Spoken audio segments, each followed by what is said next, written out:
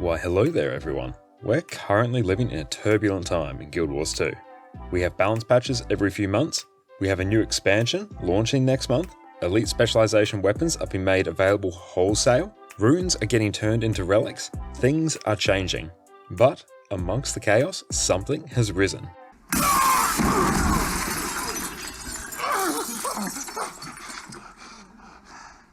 God bless us everyone.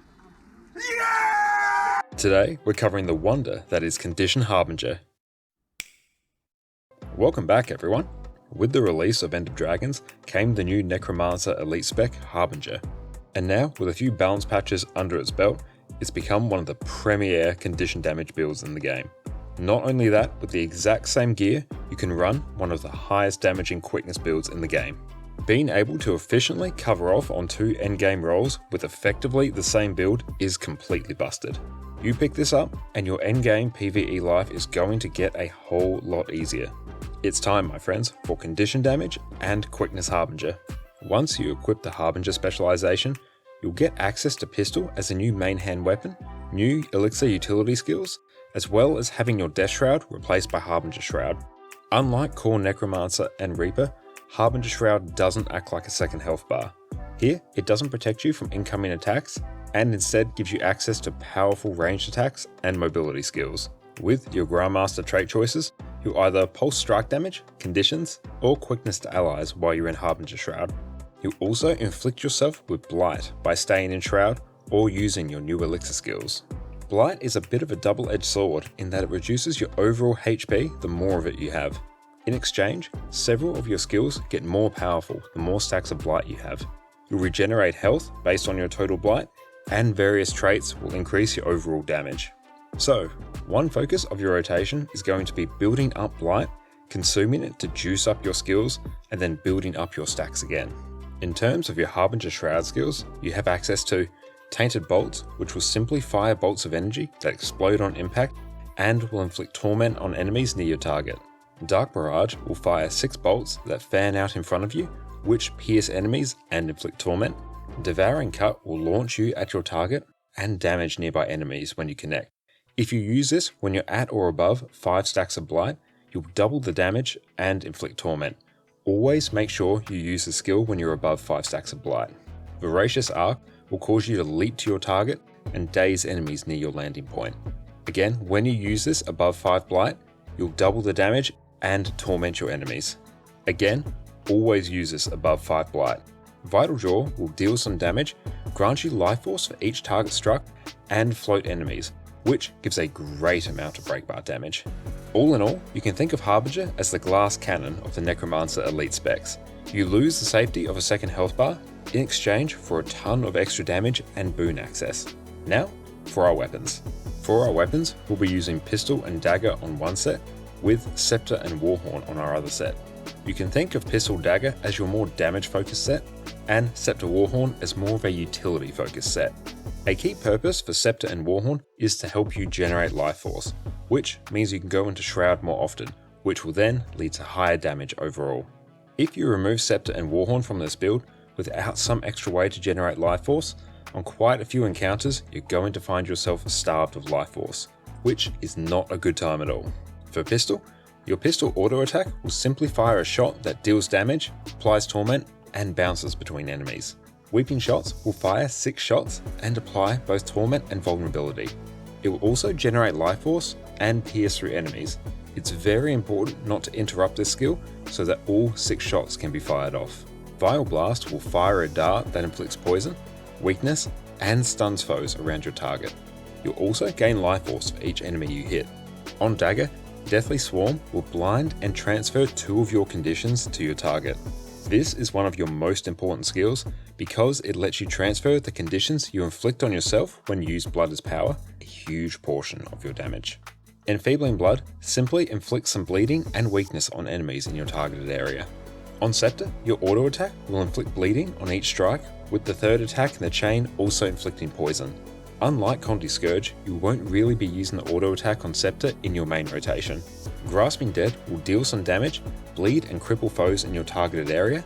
Devouring Darkness, which is upgraded from Feast of Corruption due to your trait Lingering Curse, will deal damage, corrupt 3 boons to conditions on enemies around your target, inflict torment, and also gain life force. You'll be using this combined with Scepter 2 before and after you enter and exit Shroud from Scepter. This skill in particular is key to you generating life force to sustain your Harbinger Shroud. On Warhorn, Whale of Doom will simply inflict fear on targets in front of you. Very useful if you need some extra breakbar damage. Locust Swarm will grant you swiftness and also siphon health from enemies around you and your allies. This skill also generates life force, which is very useful if you find yourself low on life force. While it won't specifically be used as part of your rotation, there's no harm in pressing it off cooldown. Now it's time for our skills. The core skills for both the Condition Damage and Quickness Harbinger builds are the same, with the Condi Damage build having a bit more flexibility in terms of what skills can be swapped out. For your heal skill, take Elixir of Promise, which will heal you and grant you regeneration. It will also poison enemies in the targeted area and inflict 10 stacks of Blight on yourself. This skill is important to maintain Blight stacks on you, which enhances your condition damage and health regeneration. When you're above 5 stacks of Blight, it will deal extra damage to enemies and the poison will last twice as long. Blood is Power finds its way onto basically any condition damage Necromancer build. Here, you will inflict exceptionally long duration bleeding on your target, grant might to nearby allies, and apply torment and bleeding to yourself. This sounds like a pain, but with Dagger 4, you can send these conditions you inflict on yourself back to your target for some extra damage. It's very important that you try and land this Condi transfer. It's a massive chunk of damage, so transfer the conditions as soon as possible and hope that your team doesn't cleanse them from you before you do. Elixir of Anguish will grant you swiftness and quickness, as well as damage and cripple enemies in the targeted area. Like all elixirs, it generates blight stacks from you, which helps you crank your damage. On the quickness build, this will also apply these boons to nearby allies and is one of the 2 ways you can apply quickness outside of Shroud.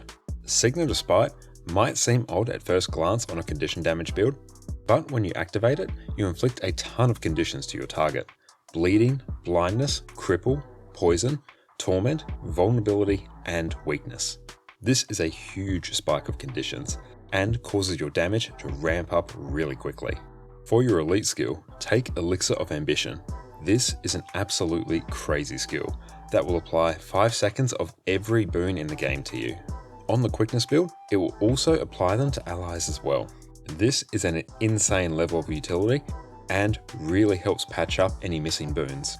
For enemies, it will inflict bleeding, burning, confusion, poison, and torment on the target area, with the duration being increased when you're above 10 stacks of blight.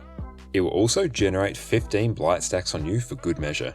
In terms of utility skills, some useful alternatives are Corrosive Poison Cloud to block projectiles and deal some extra damage, Spectral Grasp to group up enemies or provide some extra breakbar damage, Shadow Fiend can provide you more life force if you're finding yourself a little bit hungry. Just a little bit. Epidemic can be slotted to spread conditions to nearby enemies and crank your overall AoE damage. Signet of Undeath will generate some extra life force when you're in combat and let you revive a downed ally in the target area. This is never a bad thing to bring on any Necromancer build. Range revives can really carry your team.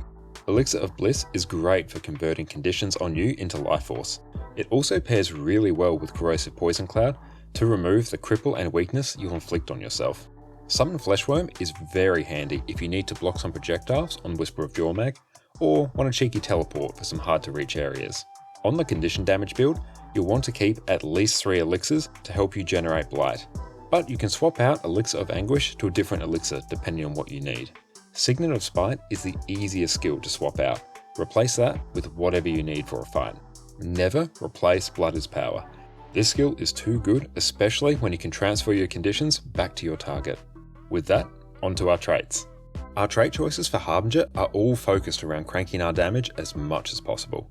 To swap to the quickness build, all you need to do is swap 2 traits around and you're good to go. So for today, we'll cover off on the Condi Damage Harbinger first, then chat about the changes to go to the quickness build. Curses is a very offensive trait line, which focuses on increasing the number of conditions you apply, as well as upping your crit chance. Barbed Precision, increase your bleed duration, and give you a chance to inflict bleeding on critical hits. Insidious Disruption will cause you to inflict torment on a foe whenever you disable them. This causes your Pistol 3, Warhorn 4, Shroud 4, and Shroud 5 to provide some additional torment damage. If you want another Condi transfer to deal with the conditions from Blood is Power, then you can take Plague Sending instead. It's a slight damage loss, but both are good choices. Master of Corruption will cause your corruption skills, mainly Blood is Power, to have a reduced recharge rate, and will cause them to inflict additional conditions on you, which you can then send back to your target. Target the Weak will give you additional crit chance for each condition on your target. It will also grant you some extra condition damage based on your precision, which is very handy. Lingering Curse is super important. It converts our Scepter 3 skill into Devouring Darkness, gives us extra condition damage, as well as 50% extra condition duration, all conditions applied by our Scepter skills. This trait is absolutely incredible. Soul Reaping is here to help us generate life force, provide some extra damage modifiers, and give us access to some extra burning damage. Gluttony will increase the amount of life force you get from all sources. More life force means more Harbinger Shroud. Unyielding Blast will cause your Shroud Skill 1 to apply vulnerability. Due to how fast your Shroud Skill 1 casts, this will be a lot of vulnerability. Sinister Shroud will cause your Shroud skills to have a shorter cooldown. Given how much of your damage and utility comes from Harbinger Shroud, this is an amazing trait. Soul Barbs is a nice 10% damage increase for 15 seconds after we enter Harbinger Shroud. Nice and simple. Soul Battery will simply increase your maximum life force. Nice. Doomfire will cause your Shroud 1 skill to apply burning to enemies with a 1 second internal cooldown. This is just some nice extra bonus damage when you're in Shroud. Harbinger gives you access to main hand pistol and elixir skills. It also replaces your Death Shroud with Harbinger Shroud, and grants you some nice damage increases or boon access depending on what you need. Septic Corruption will grant you extra condition damage based on the amount of blight that you have, and it will cause your Shroud skill 2 to inflict poison. Extra damage is always a good thing. Alchemic Vigor will give you some extra health, but more importantly will heal you every second based on the amount of blight that you have. This goes a long way towards balancing out the downsides, reduced health, that blight leaves you with. Dark Gunslinger will give your pistol skills a reduced recharge and grant you extra expertise based on your vitality. Doom Approaches will increase your overall condition damage while you're in Harbinger Shroud. You'll also pulse weakness and torment to nearby enemies, an exceptional damage increase. To change over to the Quickness build, you simply need to swap your Master and Grandmaster traits in the Harbinger line. Then, bish bash bosh, you're good to go. Twisted Medicine will cause your elixirs to grant their boons to allies as well as yourself, so Elixir of Anguish and Ambition become even spicier. You'll also get extra concentration based on your vitality. One really important thing to remember is that nothing stops you from taking Twisted Medicine while just playing Condition Damage Harbinger. This will let you provide up to 40% quickness to your subgroup and let Elixir of Ambition buff your entire group. If your team needs some extra help with boons, be a friend and take this trait. Deathly Haste will cause you to pulse quickness to yourself and nearby allies while you're in Harbinger Shroud. So, while you're playing Quickness Harbinger, you're going to want to be in Shroud as much as possible while maintaining your Soul Barb's damage buff. And with that, it's time to chat about our gear and food. Before we jump into our gear, an important thing to mention is that you will need a tier 10 Jadebot core for both of these builds. These you can either craft or just do what I do and buy them straight from the trading post. The various Jadebot cores grant you extra vitality based on their level. The Condition Damage build takes the trait Dark Gunslinger, which grants you expertise based on a percentage of your vitality, so extra condition duration. The Quickness build will instead take Twisted Medicine, which will give you extra concentration based on your vitality. Extra boon duration in this case. This extra concentration is the reason that we don't need to get any extra boon duration from our gear on the Quickness build. For our gear for both builds, we're going to be using full Vipers in every slot. This is so we can squeeze out as much condition damage as possible for both builds. You can use the exact same gear for both condition damage and Quickness builds, so you can get some exceptional value from one gear set. In terms of runes, grab yourself a set of Tormenting runes for the extra condition damage and 50% extra torment duration.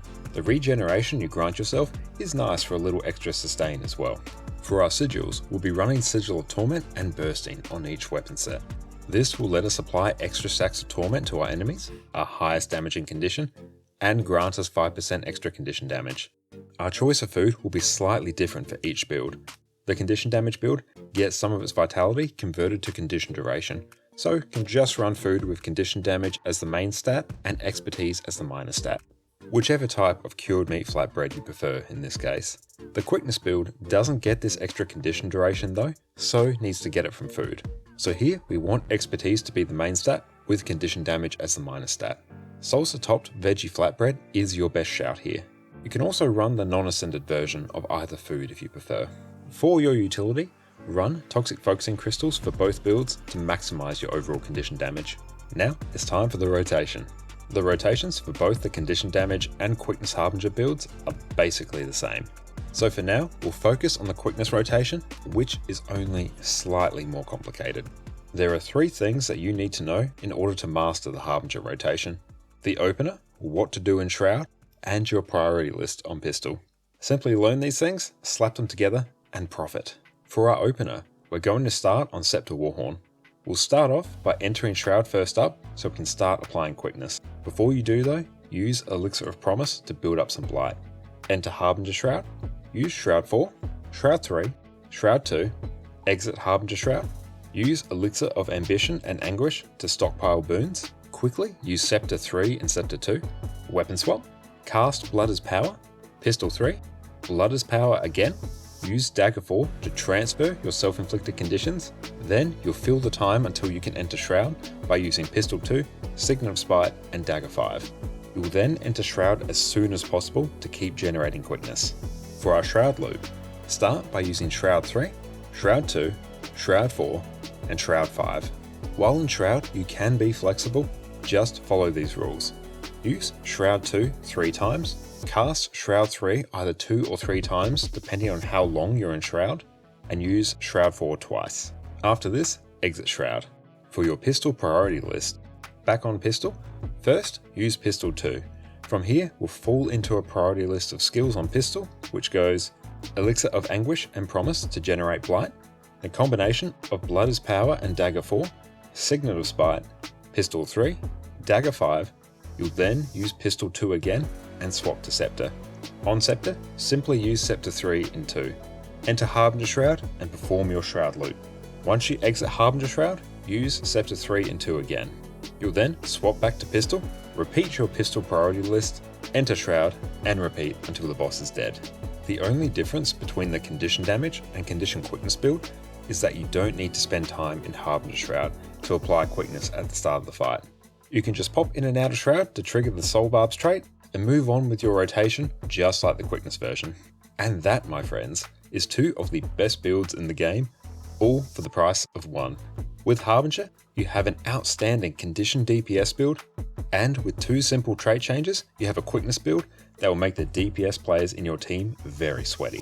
To top it off, you have access to all the amazing utility that Necromancer has with projectile defense, range revives, and amazing CC.